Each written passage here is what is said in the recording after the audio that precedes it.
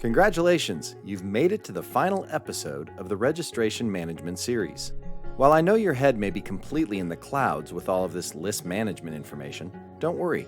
You're well on your way to becoming a more educated voter. So let's take a dive into this last episode on incarcerations and felonies. As we all know, keeping the voter roll clean is a top priority for election officials.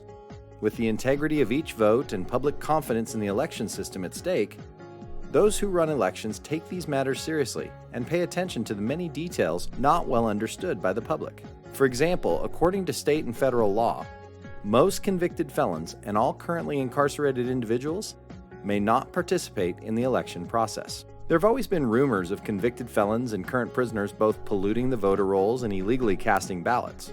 By the end of this video, you'll see, however, that this is nothing more than a rumor. The procedures our state and our counties have in place do not allow felons or prisoners to register to vote, let alone request, receive, or return a ballot. Obviously, an incarcerated individual would not be able to vote in person, so they would need to do so by absentee request. In processing an absentee request, your name, address, and signature are compared to your voter registration.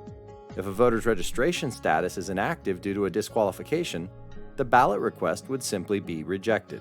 Convicted felons out on probation, but who have yet to fully satisfy their sentence, are likewise unable to register to vote.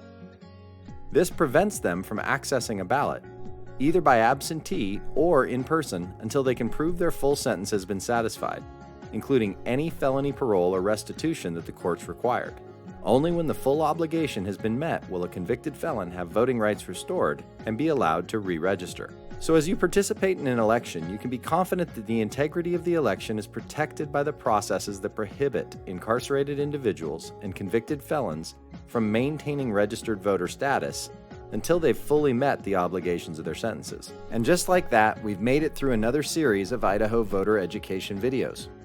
Now that you understand both how to register to vote and how the registration list is maintained to ensure election security, it's time to move on to actually voting your ballot. In our next series, we'll start focusing on the processes for casting a ballot that are available in lieu of the more traditional method of appearing in person at a polling place on Election Day.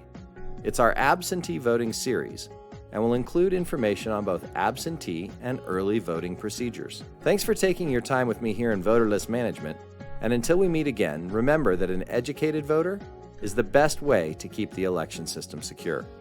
See you later.